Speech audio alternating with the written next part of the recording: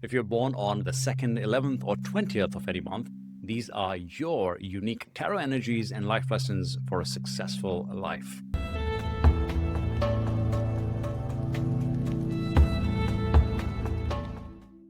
I'm Sahil Sharma, in case you're new to the channel, and I'm your tarot astro coach and conscious empowerment partner. So today we'll be throwing some light on your conscious and subconscious patterns and facets that are probably your superpowers and you might be underplaying them. So let's unpack these game changers for you and figure out what's your next action plan. For those who are born on the 2nd, you carry the archetypal energy of the High Priestess. Now, this energy embodies intuition, receptivity, and an innate understanding of subtle energies. And you're very much naturally attuned to other people's feelings. You probably are smiling on that, and also absorbing them. So the shadow side of the High Priestess here is the profound empathy, which can lead to an inability to discern where your personal energy ends and other people's energies begin. So it causes like a blurriness or muddiness, which requires essentially strong boundaries. If you were born on the 20th of any month, you carry the fundamental energy of the High Priestess, but it's powerfully intertwined this time with the Judgment card or its energy. So now Judgment speaks to a call to awaken and a discernment of what truly serves the world and yourself. So the shadow side of the Judgment, to be able to be of service to others and have that calling to do something greater, can lead to boundary struggles as well. And how it's manifesting here is with feelings that are very intense, almost a karmic pull to respond to everybody's help, right? Everybody calls you and you're just there to help. You feel like it's your duty. And it doesn't matter even if it depletes you, you just fear saying no to people. And that would be an unjust and a spiritual feeling, if you will. And now if you're born on the 11th of any month, which is the Justice's energy, I deliberately came to it last because the other two kind of lead into this one. So you may profoundly have a representation in your energy around balance, truthfulness, fairness, and strong integrity.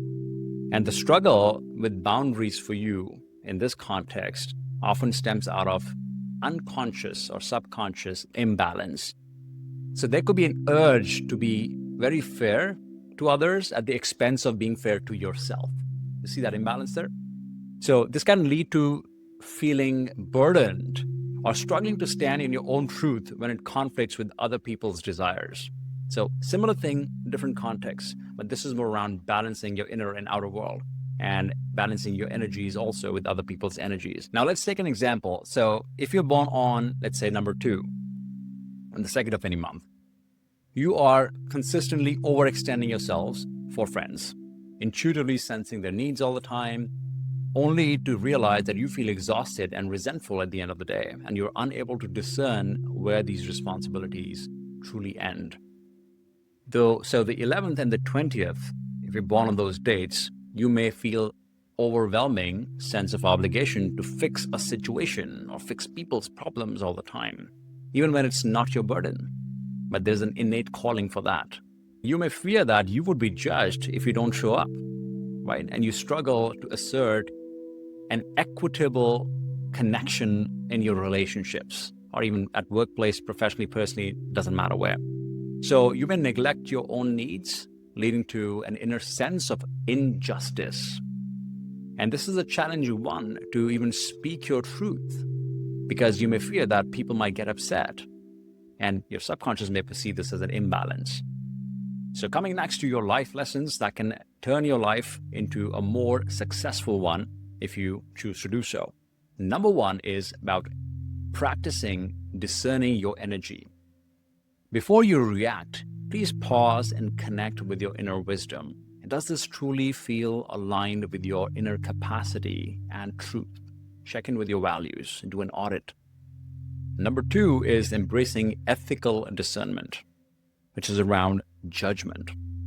So take a moment, understand that true compassion involves discerning where your responsibility begins and ends.